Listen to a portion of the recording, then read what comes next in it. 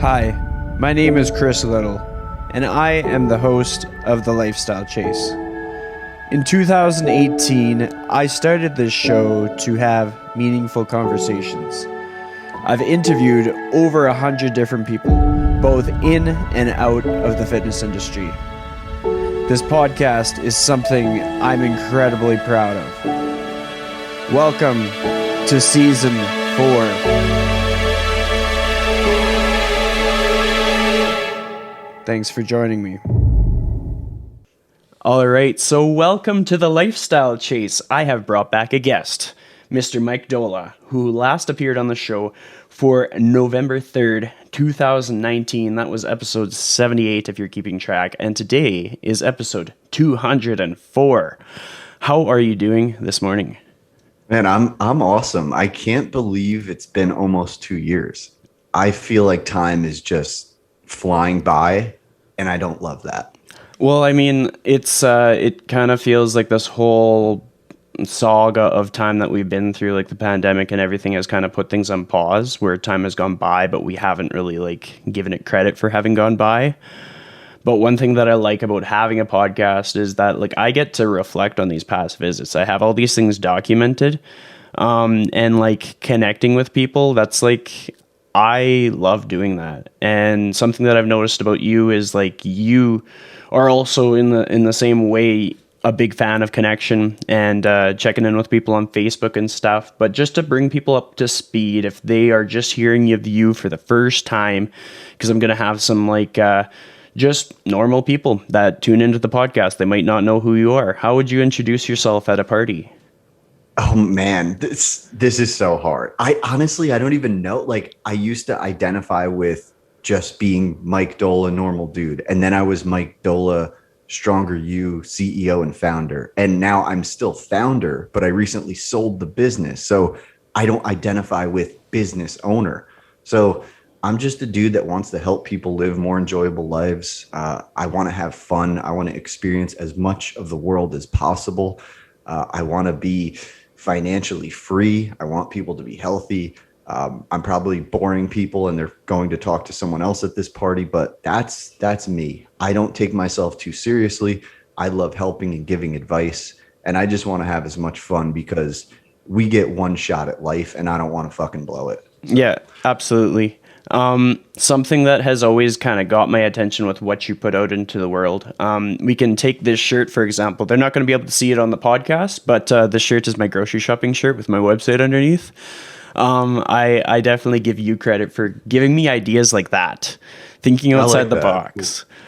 Dude, you have to, because no one, traditional billboards and advertisements are boring as hell. You have to put something out there that people are going to recognize, remember, and take action on. And that shirt, this is my grocery shopping shirt with your website on it. That's memorable. I'll never forget that. Well, even just I went to the grocery store last night. That's it's my happy place, is where I go to kind of clear my head and obviously get groceries. But I was just doing loops around the produce aisle, and I noticed that people were giving a second glance, and they're like, "Who is this guy?" And then to answer their questions, they might check out the website. It's higher plausibility of that than if I wore a Nike swoosh kind of thing. Right. When did you... If you just wore a shirt that had your website or your business name? Everyone just wears a shirt with a business name. I think that outside the box thinking is awesome. I love guerrilla marketing type stuff. So you got my wheels turning already. So I'm probably going to take some notes. Well, I mean, it's a good segue into what I was going to ask next. When did you first start thinking about the whole idea of loving guerrilla marketing? When did it start to click for you? Yeah, it's super early. So I started Stronger You in 2015, and I realized that our industry is more or less filled with bullshit and lots of people competing for customers' attention with bullshit.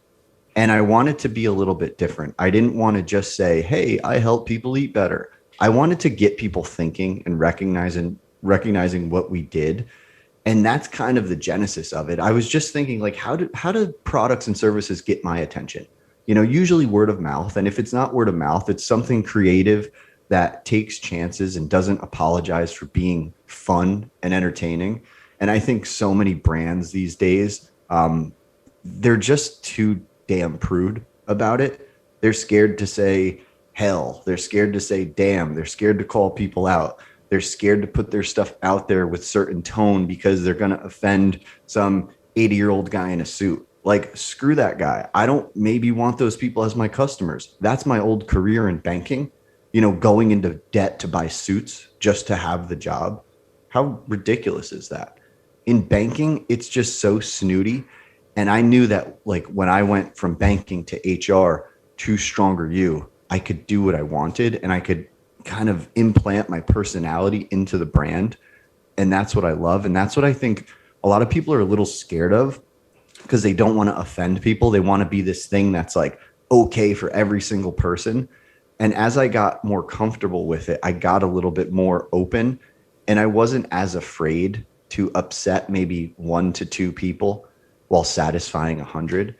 And I don't know, it's just, it makes work more fun as well. You're not showing up to a snooty, boring office. You just have a good time and get your product out there and change lives and help those people get it out there. And I don't know, man, it's enjoyable as hell. Well, I mean, a lot of like peace and I just peace comes from not being afraid to piss a few people off, because usually it's the people that kind of need to be distanced a little bit, and then you are able to really focus in on the meaningful connections, like the friendships that come from Facebook. Like, I mean, we've never met in person, but it feels like we have. Like, it And feels you like know I what's know you. funny? I wasn't even sure. Like, because we've talked a bunch of times, we've been on podcasts together. I feel like I know you. I feel like that with many people. And it is strange the age that we're in. Well, I mean, quite a few guests on my show. Sometimes I have to like reflect and I'm like, okay, did I see them at the summit or not? And Right. at this point, more people I've just met through the internet than not. And like just the timing of things, like I've talked to people who went to the Kansas City Fitness Summit 5 years before I went, but then we know a lot of the same people because of the people who've gone for like 5 years in a row kind of thing. Yep. But something else that kind of got my attention with your Facebook post yesterday, you talked about how you're getting towards the age of 40. And for myself, I'm getting towards the age of 30. So I feel a lot of like similar emotions, like reaching that milestone and just things going through my head. But like, let's talk about what's kind of going on for you. Like, what are you reflecting on as you approach that new age? Dude, it's very strange to me because I'm a very deep thinker about my own life and like what makes me tick and what makes me happy and what I want to achieve. And it's hard to relate to a lot of people because most people I know just wake up and go to work. And I wake up and go to work because I want to after selling a business and that business was very good to me financially. Like I don't have to do certain things and I'm trying to figure out for myself like what is next. I'm almost 40. I just had a baby. I'm married. I'm happy. What makes me tick? And I just started thinking like, holy shit, I spend so much time on Facebook. And a big reason for that was to build the networks, the connections, be where the customers are, help people with food stuff, general advice, whatever. And I just thought to myself, like, why am I still doing this? Is it healthy?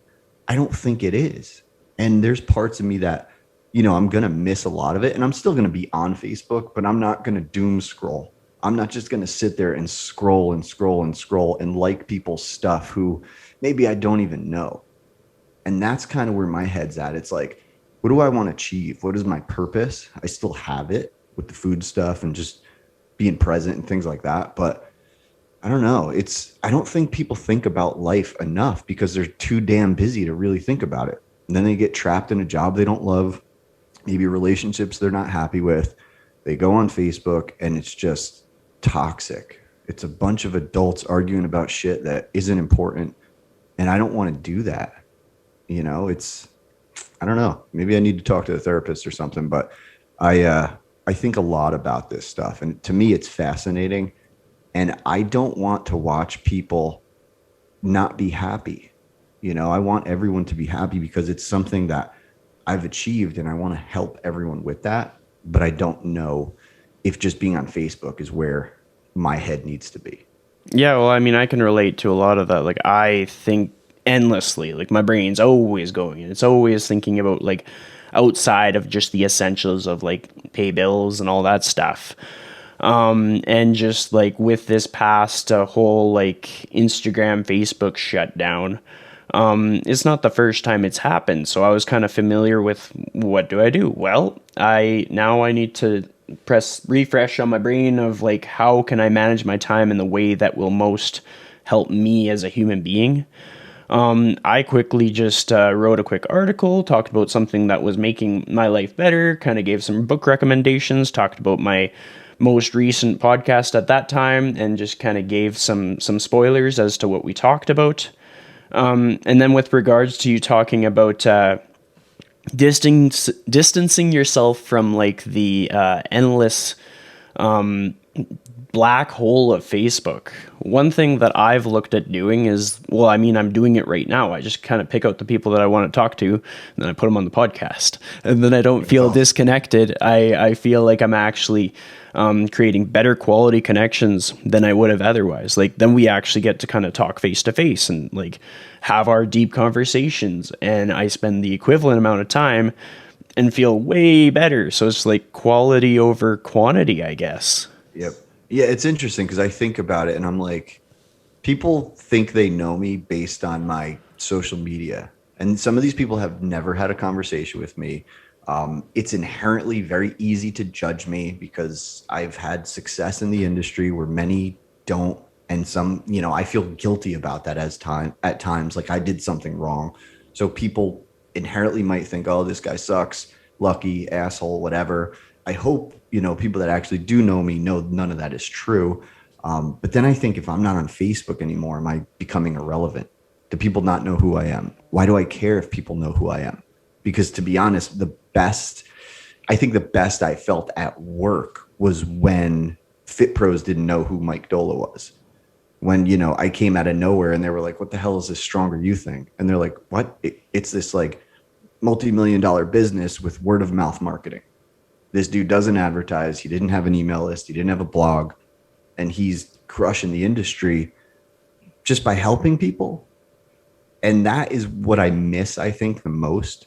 And it's weird because don't get me wrong, I love many fitness professionals. I think the industry or the job is kind of weird. It's like everyone's trying to do the same thing. You make something on Instagram and then 40 other people start doing the same thing. And it's just, I don't know, man. It's weird to me that everyone's kind of copying people that they don't even know if they're successful, or people see what we're doing now and they're trying to do that. And I'm like, hey, have a conversation with me and I'll tell you what I did in 2015 to project the business to where it is now. Because what you see now is not what got us here. I love that you said people are copying people who where they don't know if that person is actually successful because I see that a lot. Yeah. I tend to believe that if I'm brutally honest with people, it's going to get me further ahead in the long game. And so when I'm quiet with in-person clients, like if I'm just working with just a few people and like a colleague asks me like, "Oh, are you busy with in-person?" I'm like, "No, I could definitely be busier. This is where I'm at. This is how my time is dedicated. I'm busier with online than in person, but I'm going to position myself to get busier by providing a consistent experience." And then I'll ask how they're doing, and they'll be, "Oh man, just slammed."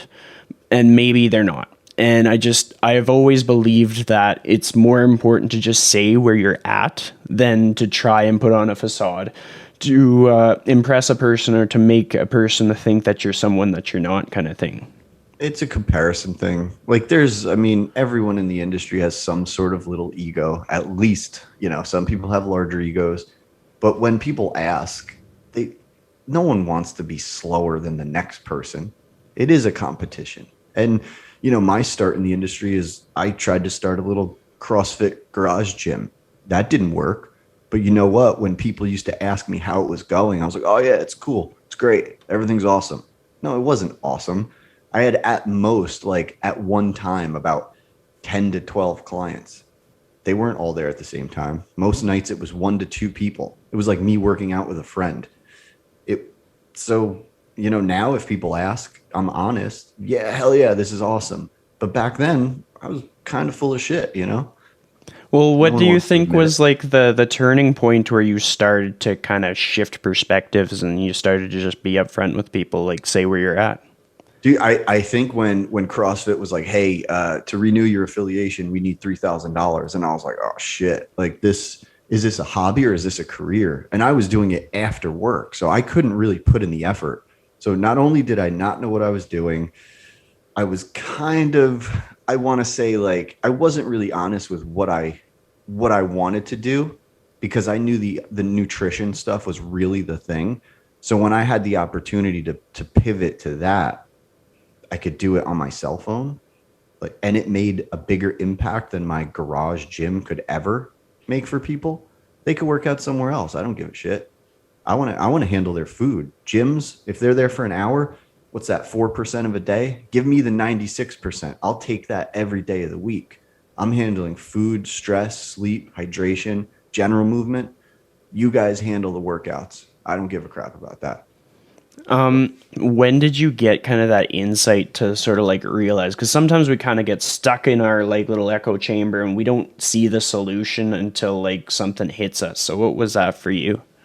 It was really the first client and who is now a coach, Cindy, when she's like, I was just that dude talking on Facebook, giving advice to my real network. And that I think is important for fitness professionals to understand. I was giving advice to people who actually knew me. I wasn't giving advice to essentially strangers on the internet that didn't trust me. So when I would talk about this stuff, my personal network, they listened to what I said. So when Cindy started seeing this, she said, "I'll hire you." And at that point I was like, did I just start a nutrition business? And kind of like I went to her gym on a Saturday and we talked about it. I think I charged her $120 for 12 weeks. She got full access to me for $10 a week. And that's another piece of advice I'd give people. If you're starting out, stop charging what these high ticket shysters are charging. Charge just to get people in the door and get results because those people are going to be your walking and talking billboards. So if you want to know the real secret to stronger you, it was that I charged next to nothing and I built walking billboards who then essentially built my business for me. And I've done that over and over and over for the last 7 years. Well, I mean, I'm the kind of person who does a pretty big deep dive with people's like origin story, their career. Like, I think I've probably tagged you like 12 times in different podcasts that I've listened to, because that helps me to understand rather than getting all upset that somebody's found success. I just find like what their like day one or their year one looked like. And it helps me because then I'm like, okay, no, like he sat in the shit for plenty of time. He had to kind of put a lot of things to the side to just like put in the effort that it took. At what Remember, I was 32 when this was going on. So this wasn't when I was in my 20s. Like I was a career underachiever into adulthood. I've had like relationships fail because I had no ambition. So people see me now, they get introduced to me now and they're like, "Oh, this guy had it all figured out." No, I'm not a PhD. I went to community college. I just figured out people's food problems and fixed them at scale. That's my story. How did I do that? There's a lot of stuff intertwined, but this isn't like, most success stories are accidental. I just wanted to solve a problem. That's it. Well, I mean, there's a lot to take away from that. Just even mentioning like where it began at what point in your life, because oftentimes, like for me as an individual, and we talked about how my emotions approaching age 30 and how I'm like, oh, I haven't done this or haven't done that. I'll be totally honest. Like I look to colleagues and friends in the industry to see where they're at, and I'm like, okay, I'm fine. Like I got nothing to worry about because I got friends that are just having kids now. Like that was a big part of like I had Dean on the show, having you on the show, because like seeing someone older than me that's just starting their journey as a dad, that makes me excited because it brings me hope, gives me kind of like motivation that it's gonna be fine. Just keep working hard, be yourself, and it'll work out. What was that moment like for you? If we just jump to that right away, like what is being a dad like for you? Dude, it's like if you want emotion, Like, here we go. It's the fucking best, dude. Like, I didn't expect this, but dude, it's you can't describe it. It's better than anything you will ever experience. Like, it's all I fucking care about right now. Like, I love the food stuff, but holy shit. Yeah, this is wild, huh? That took a turn. But Yeah. yeah, I don't care, man. Like, fuck. More dudes need to cry, right? What are we fucking scared? Be a man, man up. What a bunch of bullshit, right? Yeah. But Well, I dude, it's the mean, fucking best. It is the best. I love every second of it. It's like, like you wake up and see these little giggles. Like, what? Dude, it's speechless. You know? I love it.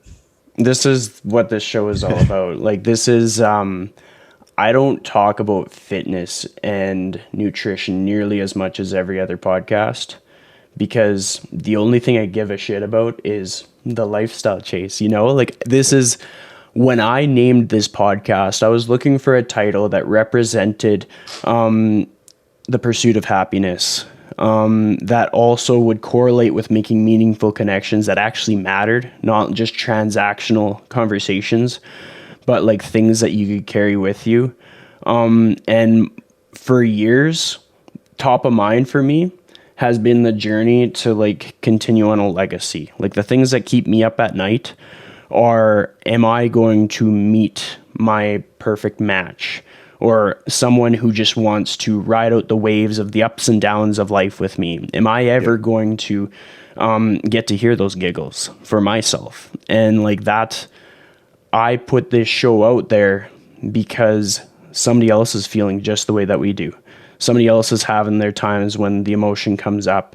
And this is just part of life. And yeah, if we don't talk about it, everybody's going to think that they're broken because they've Yeah. never heard somebody talk about it before. So it means a lot that you kind of shared that moment with me, because that's what I'm all about. Like that's the hill I'm willing to die on kind of thing.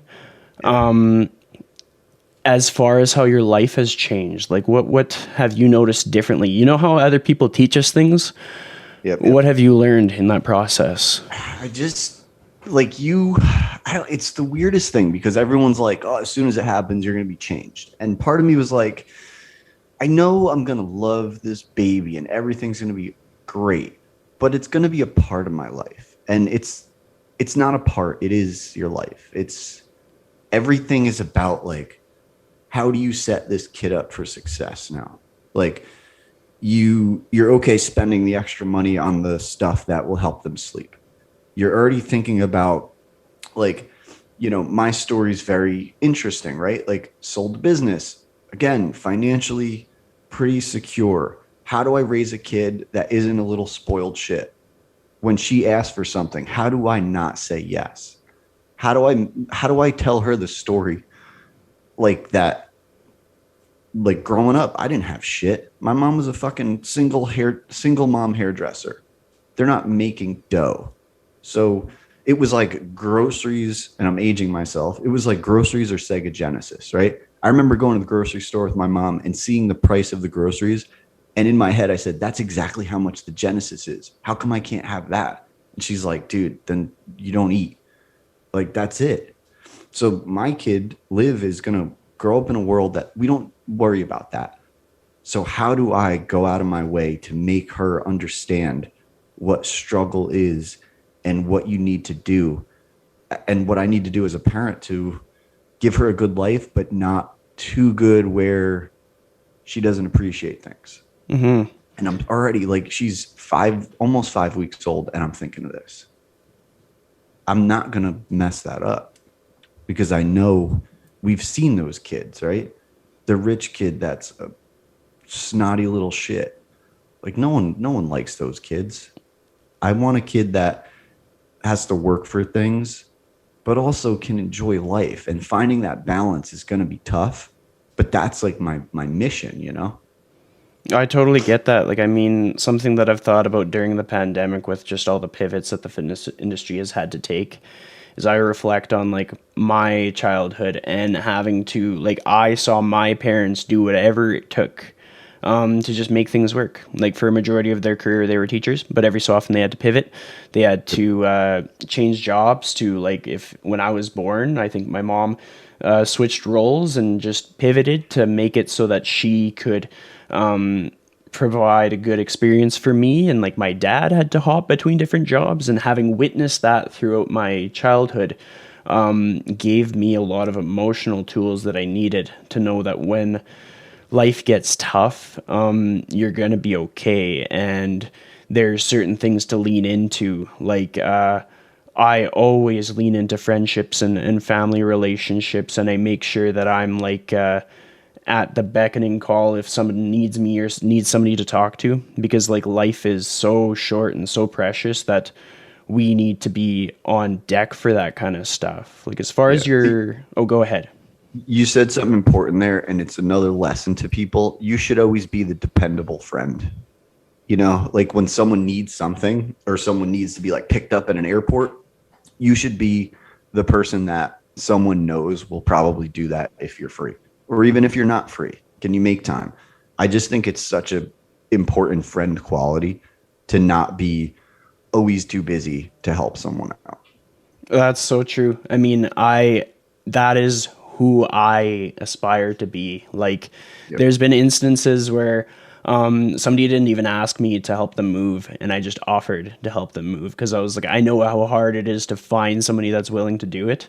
So put Yep. me on your list. I'm in. I'm in game. And like, airport pickups are so simple, and especially with these fitness conferences. Oh We yeah, I remember Derek. Right, you and him were riding around together. I Yeah, love Derek. I want to give Derek a shout out. He's one of the like coolest, nicest, just best humans in the industry. I mean, He even paid in me that $100 to say that. in the episode with him, and I think even in you and I's last episode, we talked about how much his gesture made a difference to me. And then I always think about like when different conferences happen in different cities. Obviously, a person will know a fitness professional that's based there. We had like our fitness conference here in Edmonton in 2019, and I picked up Carolyn McDonald and was able to save her the trouble of having to navigate her way into the city, kind of thing. And it's just like take the opportunities to do those things because they make such a big difference. Like it is what builds up your network, your friendships, the quality of the relationships that you have. It's like the whole reason I got to be a guest on somebody else's podcast was literally because I gave them a ride to the airport. Right. And we talked about his podcast, and we talked about my plans and my goals, and it was just like about a month before I became self-employed by surprise, and in the training industry, because like the previous gym I was at closed. Yep. And so it was just happy timing, but it all came because I kind of thought about how someone else will be impacted by me going out of my way for them. And I think that's so important and will probably never get old the older we get. Like it'll always be a No, current thing. it's dude, that stuff is fun, man. It's like doing cool shit for people is really fun. It feels good and someone is left better. So why don't enough people do it? Definitely. Something that I was thinking about and was going to ask you earlier was like when you're structuring out your day, like your lifestyle will have changed because of financial changes, but now you kind of might have more control over what you put when and like who you prioritize, things like that. Like how do you delegate that? How do you make those decisions? It's I don't know, man. It's weird because like honestly, like I'm a naturally pretty lazy dude. But if something is up my alley in terms of interest or importance, I'll be like a monster about it. Like with Stronger You, right? I'm like, oh my God, like this has to be done. So for me, it's just about a calendar, really. Like I just have to put things on a calendar. Um, if someone else is better at something or I really don't want to do it, I will identify who I think could be the one that could do it. And it's never things like not it's not the equivalent of like sweeping the floors, right? It's if I can do it and I'm good at it, I'll do it. If I'm not, I'll find the person who is. And for me, it's a lot of days I wake up and I still have like, don't get me wrong, I still have a job. Like I still have things to report and people to talk to. So I'm not over here just like playing with my Lego all day, even though that would be cool. Um, it's just a different life. You know, it's a different lifestyle. It's like every day feels like a Saturday, but I have stuff going on. And it's kind of been like that since day one of Stronger You because I've loved almost every second of it, you know? So when it comes to Stronger You and having seen so many coaches like ascend and have their lives change, like that's a big part of the joy that comes from seeing like a posting of Stronger You as hiring is knowing Yep. the impact on somebody's life that that's going to have. What is one moment that kind of stands out to you where you've been able to watch from the outside in how somebody's life is just completely transformed for Dude, better? I mean, it's happened dozens and dozens of times. This is the thing. Like, I can't choose one, but I can tell you, like, 25 to 30 people quit jobs they didn't love to work on the internet at home while still balancing life and family duties in an industry they love while making a good living. People buying houses who never thought they could have a house. Well, I Like, mean, I love that part because, like, have you ever had somebody like hear what you do for work and then just assume that you're not getting by financially? oh, yeah. I mean, almost everyone I meet, when I told them, like, well, one, when I'm starting this thing, everyone thought I was a shithead. Once it was going, everyone just kind of assumed it was like this kind of extra cash type thing. One of our, he's a coach liaison now. He's like part of the development of the coaches. His name is Glenn. He's like, I tell people what I do, and I tell them it's like a fake job, like because like how many boxes, and this is what I'm so passionate about too, because I came from a world where I understood that the way we do things in like capitalist society is kind of fucked up, right? We wake up to do something we don't want to do all day. And then we have a few years where if we played it smart, we can retire and do some stuff we wanted. That's kind of bullshit. So when I started this and I was able to hire people, um, I wanted them to understand that this job is going to be different than other jobs. Yes, it is a job, and there's going to be things we don't all love and don't want to do. But for the most part, this job is going to check more boxes than any job that ever existed. And I do feel very strongly about that. I want to maintain that. And again, it's work. There's things that we don't always love, but when people could make a good living, work from home, in an industry they're passionate about, that they're good at, and still not miss kids' little league, like how do you not think that's an awesome job? Most jobs, like I was 32 when I got into this field. Most jobs are such bullshit. The things I had to do and the managers I had and the people I had to satisfy for peanuts. That's not something I want people to do. And I don't know if there's a way to somehow get into this and help other people get out of jobs they hate. But, my background in HR, shitty jobs, and then starting a company where the jobs don't suck, I want to get that out there because I hate watching humans do shit that they're not built and bred to do. Why do we wake up and do shit we don't want to do all day? For what? Like it's insanity, really. We don't have enough time to do what we want as humans, and it's Well, killing us. I have so much perspective to offer when it comes to that. Just my whole start into the industry was literally because it dawned on me how short life was. Like I've reflected on this a lot in the show about how I had lost a former teacher in a car accident, and I remembered how he made such an impact on me, just one person, and how he made me believe in myself, even though like some of his he claimed I was going to be 5'10" one day and I'm 5'8", but just the thought that somebody believed that I would aspire to take up that much space in the world meant so much that when I was at like my former career before this, I was working in a warehouse. We sold stainless steel pipe valves and flanges. That's what I did. I never like interacted with people. I didn't talk to people. And so I always had these looming doubts that anything else outside of that would not work, that it would just stop, progress would halt. I wouldn't be able to pay my bills. Once I took the risk on myself to just be like, okay, sink or swim. Let's try this fitness thing, and just did whatever it took. Like I worked at a bar for about a year. I've done so many different like legitimate like guerrilla marketing front of the grocery store jobs to make it work. And I would never go back. I would never do it any other way, because having experienced that gave me like the black and white, like this is what I do, this is what I don't do. No matter what it takes, no matter what happens in the world, I'm going to do whatever I have to do the things that I enjoy over the things that just pay the bills, because Right. we all do die. We don't have control over that. Life is very precious. And like that experience gave me the perspective to know, so that when people think that what I do for work isn't legit, or when they second guess like how much I'm able to generate, I can kind of stick to my guns and just know for myself what direction I want to go with my life, kind of thing.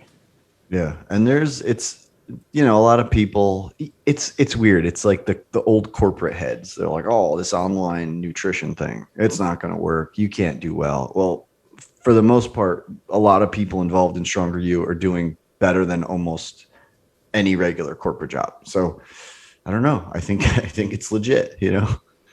Definitely.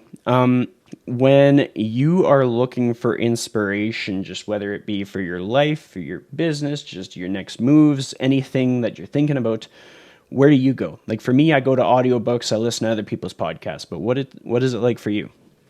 Yeah, I do similar. I read stuff. I talk to interesting people. I just sit there and think, and that's like one of the things I don't know if enough people just sit down and think about stuff. And I just kind of dive deep in my own brain and think about what I want to achieve and what do I want to do. And sometimes I think I just want to sit around, and I don't think that's a bad thing. Like everyone feels guilty if they're not productive. Why? Because society made you feel that way. There's not enough leisure time. And sometimes I'm at the point where I'm like, okay, how do I find things I want to try? I'm like, do I want to try rock climbing? Do I want to ski? Do I want to scuba dive? Do I want to try this shit that I have the ability to do now? I don't want to miss it. And it's interesting because I was like, we were watching this documentary, my wife and I, and it was about like the 100-foot wave. And I was like, what's interesting?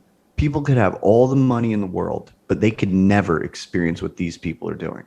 You can't buy your way to a big ass wave. And that's something like these people, they made it. Like everyone's like, oh, I want money to do this, that, and the other thing. But you can't get good enough or have the chance or ability to hop on that wave like some of these people. And I'm thinking of stuff like that. Like how, all right, money's cool. It's great. You feel secure, but you still can't experience everything you want unless you put yourself in those positions. So I think of that, like, how can I challenge myself so I don't waste it? So I'm not 80 years old and I'm like, man, I wish I woulda. Like, fuck that. I'm gonna figure it out. I'm not saying I'm riding those waves. I'm not trying to die, but I'm gonna figure out some version of that for myself. Definitely. I mean, one thing that I experienced before I really made the jump into fitness was I went on a backpacking trip with my friend to Costa Rica, and that was like way outside of my comfort zone. And then it was 2 weeks I was down there, and we were going from hostel to hostel. And at the start of the trip, he said, "Man, you should go bungee jumping." And I'm like the biggest chicken in the world. I'm a Yeah. little bit scared of heights. I hesitate to put myself out there. I'm an introvert. But over time, he kind of like warmed me up to the idea. And then I realized, like, well, if I don't do it on this trip, the odds that I'm going to have another opportunity just like this one, very, very low. Like, the amount of time it takes to book a flight, the amount of time it takes to go on the plane flight, like the clock is ticking and time's going to run out. And so like I booked the bungee jumping, and I was kind of broke at the time because I was overextending myself on this trip, but I was like, well, only Yeah. one chance. I can always pay back that debt or whatever. And Right. I remember sitting or standing on the edge of like the platform to do the bungee jump, and like they're doing the countdown. Oftentimes I'll post this on my Instagram just because it was such a monumental time. And they're like, three, two, one. And I like take a big inhale exhale, and just jump. And like from that point on, I knew that that was going to correlate to so many other moments in my life where I realized like I don't know what's going to happen. I don't know how it's going to feel. I don't know how far I'm going to drop and what it's going to feel like to come back up, Yeah. but I'm just going to do it. And like that life experience helped me take a huge risk on myself going in the fitness industry, helped me put myself out there and come up with new ideas that nobody else was thinking, go against the curve with my podcast, and just bluntly be myself and be totally honest with people, knowing that it wasn't always the popular thing, but that would Yeah. probably work for me. Yeah, that was, it's funny because I jumped out of a plane and I'll never do it again, but I did it. And I wore my heart rate monitor to see, how much I was freaking out. And I wasn't. I was just super calm. It was like in the high 60s, I think, on the way up. And I'm like, I'm in this plane. I'm going to do this. I'm not even going to consider that something bad can happen. I'm just going to jump out and I'm going to enjoy it. And it was crazy. It was cool as hell. And I'm glad I did it. But it does make you think like, why the hell am I more scared to speak in front of people than I am to jump out of a plane with a piece of canvas and some stranger strapped to my back? Isn't it just silly that we're scared to speak? Like I have to speak at a few conferences coming up and I'm like kind of bugging out about it. I'm like, oh my God, they're going to judge me. These people are going to think I'm stupid. What if I slur a word? Then I'm like, who gives a shit? Everything's going to be fine. We're So just irrational humans. We're funny, man. when you made the arrangements to jump out of this plane, where were you at in life? What was going on for you during that period of time? Oh, it's really funny. I just started talking to my now wife, and it was like a birthday thing. Like we met in the middle of August. I think was it 2015? Yeah, so like right after Stronger You started. I think I had like 100 lifetime clients at that point, and we were like, she was like, "Hey, let's go jump out of a plane for your birthday," and I was like, "Okay." And that was it. A couple of weeks later, we did it. So where I was at, I just started dating her. Stronger You was kind of just getting off the ground, and I was like, "Screw it, this will be fun." And now I'm married, so it worked. I mean, that's awesome, and I feel like I would do something similar. What was it about that connection? Because you make a lot of connections. You're very good at networking. What was it about that connection that gave you that level of trust to just go for it? With her, Yeah, with jumping out of a plane because she just felt suggested it. right, man. It just felt right. I was in a good place. She was amazing, and I just said, "Why the hell not?" That was it. You just kind of know. It's like such a cliche, right? When you know, you know. Well, that's it. I was just like, I'm gonna do it. It's something that, with the right person and the right timing, I was just willing to jump out of a plane. And it wasn't, it's pretty controlled. Things happen, but I would suggest other people try it because it was, dude, the world is a weird place from up there. When you jump out of a plane and you like jump backwards and you see the world and you're spinning around and you're like, holy shit, I am floating. It's nuts. So that's it, man. It was just right person, right time. Everything was perfect. It was like my birthday? 20 or 30, I don't know, 35, 34. I don't know. One of those years. Nice. But it was cool. It was cool, man. So there's a few talking points that I have to take away from that. One of them being I'm going to give a spoiler for a future podcast episode that I have actually arranged where I'm going to be recording from a plane. Like legitimately. I'm going to be interviewing my friend who was on the show for episode 1. He now has his pilot's license. We're going to have some GoPros rigged up. And so people aren't going to believe it. But yeah, like probably episode 210 or something. So that's the trailer for that. Something else that that popped into my brain as you're talking about like how everything was kind of coming together, because I always see life as like we hit some of our lowest lows and then all of a sudden it's like everything works out. Like when everything is going wrong, everything goes wrong. When everything goes right, everything goes right. What was the season of life like for you before that period of time when everything started to work out for you? So I started to question it a lot.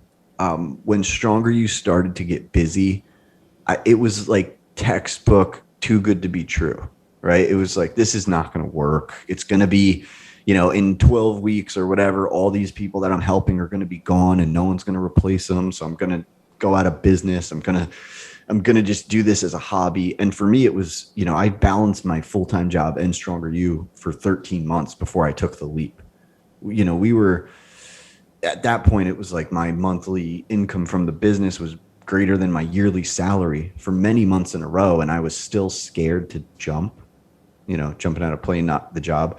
And Krista and some close friends were like, just fucking do it. Just like, let's roll. Like, if it doesn't work out, it'll, she'll take care of me. And it's like, what? Like that, who says that? That's crazy. Like, what kind of trust is that? That's amazing. So I just did it, and it worked out. And that's the thing. I get credit. People are like, oh, you took a chance. It wasn't a chance at that point. Taking a chance would have been at month 2. This was month 13 before I quit my job. That's how uncertain of myself I was. Like that. Did I lack confidence? Was I not sure? I don't know. But when you go 32 years with a secure job, you're not, and obviously I didn't work for 32 years, but call it like, I don't know, 20. It's like, why would you think you could run your own business? Why would you think this is going to work? Good shit doesn't happen to you. Good shit happens to all those other people. But maybe not. Maybe good shit can happen to anyone if they're in the right situation and they're the right person for it. So Well, I mean, just took the leap. having spent 5 years at my old career, I definitely got stuck in that mindset where it was like, okay, like this is my identity, this is my existence, this is all that I will be, and it definitely had an impact on like my behavior, your environment facilitates everything that you do. Yep. So when I'm coaching with people, I will focus more on their environment than like the controlled variables. Like instead of telling them to focus on like counting their calories, I'll be like, okay, like what does your day to day look like? Yep. How can we refine that and maybe get you solid connections, a good support group, and some sustainable habits that'll just increase your activity that you actually enjoy, whether it be dancing or walking. But it's so easy for people to get stuck in that trap where they're like, this won't work out. And the easiest way for me to get out of that, I started doing a deep dive on Lululemon personal development books. Like I got the list of the books that they go through with all their staff, which is ironic because I've had a role with Lululemon on and off. Right now I'm actually working for Lululemon as part of the many, many things I do. I do about 5 things right now. But I just wanted to figure out how they created a company with such a strong identity, such a strong presence that consistently rolled out leaders in the community, like their ambassadors, everything like that. Their employees are always progressing and they have a certain mindset. So I wanted to learn about that. And then as I kind of got into the fitness industry and kind of got in the trenches and I'm standing shoulder to shoulder with a lot of these ambitious people, then I just wanted to learn how do these individual people get to where they are, which is a big part of the podcast. But then as a result of being in that headspace, now these people come to me really successful business owners who might not seem successful, but have everything that it takes and like have the bank account to match, almost kind of like cross paths with me by association, just by seeing like how I show up in the world. And having said all of that, like I put myself in a position where I can see what could be because I'm watching the experiences of others and doing what they did to get to where they are.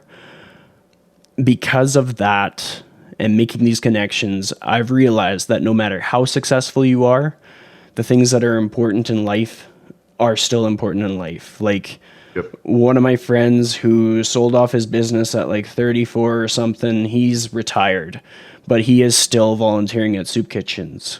Right. He's delivering coffees to people just to brighten their day because that makes his heart feel whole. That makes life worth living. and it's what the human experience is all about. Like, what is something that kind of has been sort of like an important thing for you? Like, we talk about all kinds of different things and the things that we can do for other people, but what's something that kind of has popped up for you as of late? Yeah, just dude, it's that's what I love to do. Is I have a friend that's having a baby, and I surprised him with the snoo, like this probably overpriced, obnoxious bassinet that gets kids to sleep. Because I know that if him and his wife do not sleep or his baby doesn't sleep, all hell's gonna break loose. So I just bought it. I've sent people on vacations. I'll probably cover people's kids' college. Like that's the shit I want to do. I have the ability to do that. Like, why not? I'm good. I'm set. I'm safe. I'm investing. I'm diverse. I want to have fun. And to me, that is fun because life is hard for a lot of people. And I just want to make it better and easier. And that's like, how cool is that shit? That like your friend can just go bring coffee to people. It's so fun, man. It's so fucking fun when you have the opportunity or ability to do shit like that. Well, I mean, it was neat how it all came together because, like, this is like a local Edmonton business owner, and during the pandemic, when all the businesses were shutting down, they had a budget for one of their businesses they were invested in, and the budget was pertaining to travel. So they couldn't travel. And so then they started off this whole thing by dedicating that budget towards making their community stronger and encouraging their community. And for some people, they took it like they took these gestures very lightly, feeling like it was scammy or feeling like it was fake. But they helped me at the right time. They did a lot of things for me when I was just feeling like, oh, how am I going to get through this? Like in my career before the pandemic, I had already overcome one gym closure. And then throughout all of like COVID, like the gym closed like 3 times. Yeah, it And was a just mess. like that gesture meant so much for me.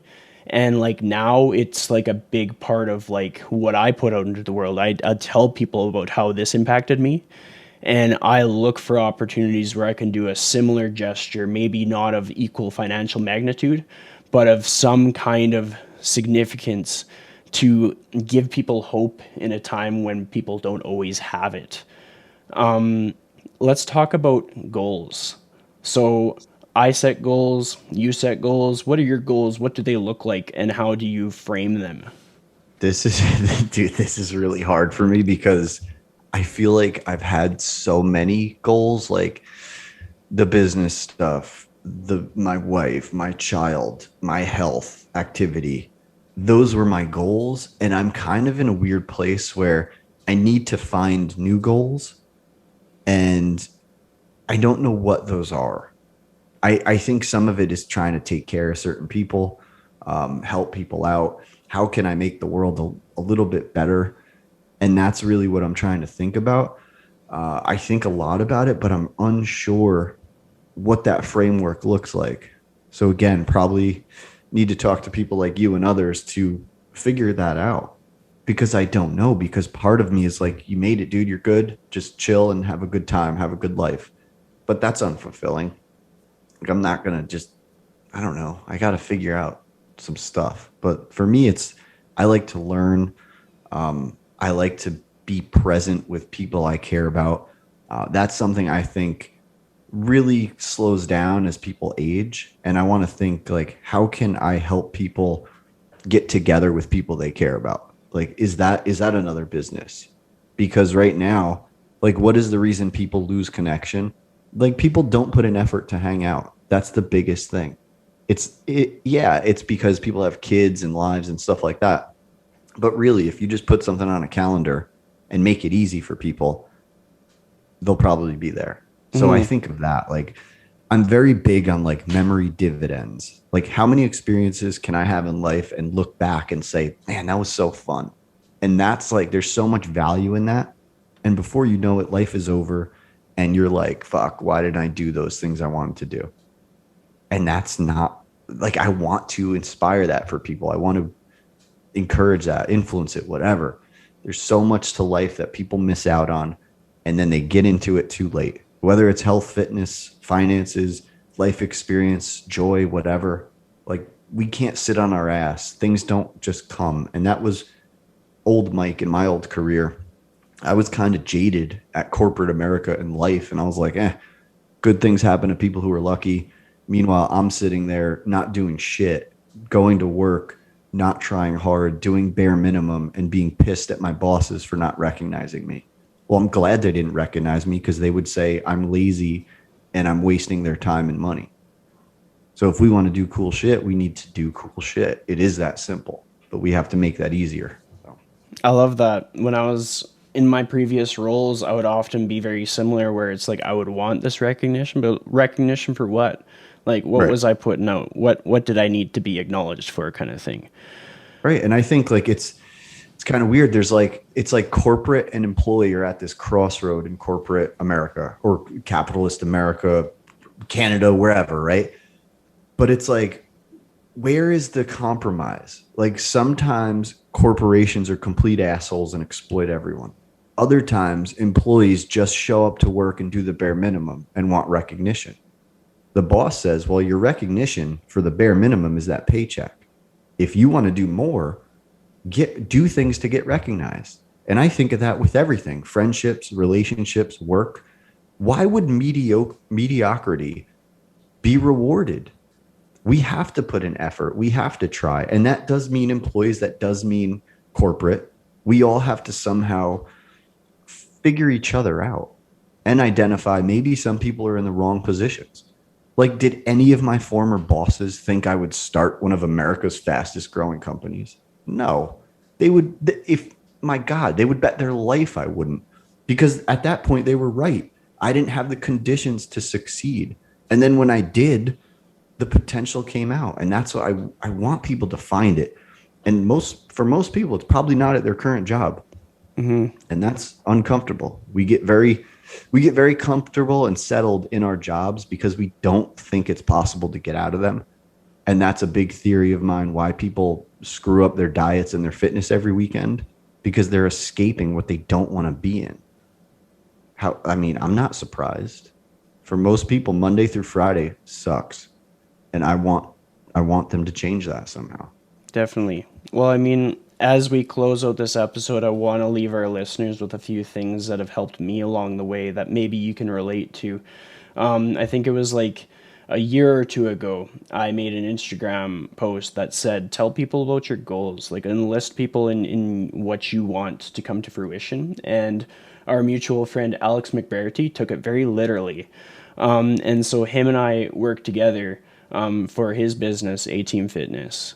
And that was all because I just laid it out there, said, hey, I want to do this. I want to get to this point. And he saw things in me that I was good at that could help him to do the things that he was good at. And that's become a big part of the momentum that I've carried. And as I continue to stack on these episodes of this podcast, like I don't know anybody who puts out more interviews per year than me. And I do that with great purpose because I'm going to take this thing to the moon one day. Yeah, dude, hearing that you're already in the 200s of episodes is kind of crazy. Like, that's awesome. Well, I mean, I obsess over it because I believe in what it will one day become. One day it will, through whether it's monetization through YouTube or through a sponsorship, is going to be what facilitates me being able to travel, to hang out with people. You talked about how it's important to make connections for people to go to different places and spend time with people. That's a big part of what I bring to life. Like that's who I want to be known as, like the person who bent over backwards to do whatever it took to be able to just hang out with a buddy in a different province, in a different state, see what their gym is like, see what their favorite coffee shop was like, eat their cookies, bring my own cookies, all these different things. And like, no matter what it takes, like you might have to come on this show like 3 more times for me to reach that goal. But it's just like that's what I'm dead set to do. So hopefully people kind of took some of that from this episode. Yeah, I mean, man, it's interesting because I grew up very shy and I still am very shy. If you put me in a room with people I don't know or don't have any connection with, like fitness or nutrition, I'm probably just going to sit in the corner on my cell phone. So it's like people like me need these platforms to speak. So the internet and podcasts really help me show who I am and kind of know who I am. And I think that's awesome. There's a lot of interesting people out there with cool stories that have never had the opportunity to share them. And things like your podcast give people that opportunity. So I thank you. I think a lot of other people will thank you. And I think it's awesome. I just hope other people are willing to speak on podcasts. And my first few, I was scared shit. I thought I was going to say the dumbest things ever. And then I listened back and I was like, wow, okay. I don't speak too poorly. I'm okay. I think it was entertaining. I hope it was helpful. So more people need to just shine with your platform. Well, I mean, I'm the same way. If it wasn't for this show, people would think I'm shy. And like Mm-hmm. when it comes down to it, I'm just introverted. So I connect with people in different ways. I need that one-on-one, and the internet facilitates that. But just like social media gets noisy and unproductive, you just use the channels that work most directly. And for me, it is getting a person on a video call and Mm-hmm. creating content in that capacity. So there's something that I get all of my guests to do lately, and it's to give a challenge to the audience, something that you think will make their life better, enhance their day. You don't have to overthink it, but if you're going to give a challenge to the audience, what would it be? I would tell people to, anytime they're thinking of complaining, instead of complaining, go compliment. Think of someone, something, whatever, go there, compliment that person instead of complaining about something. Because complaining constantly is just cancerous and it affects everyone's day. And then it just makes you into a shithead who just complains all the time. So people don't compliment enough. And that includes me. So I'm going to take this lesson away from the episode as well. That's awesome. I mean, like when people spend their time complaining or comparing, it's not going to help them get to where they want to go. Like it's just going to manifest more obstacles in their way because like they identify with always having something to bitch about, and it's just going to Yep. keep coming, keep coming, keep coming. So hopefully people take that advice from you very literally. But with that being said, I'd like to thank you so much for coming back to the show. It's been good. I hope people go back and listen to the previous episode to see like how life has changed for us and everything like that. Yeah, dude, thank you. I love this. I hope people get something out of it. I am so happy and I just want others to be happier too. Love it.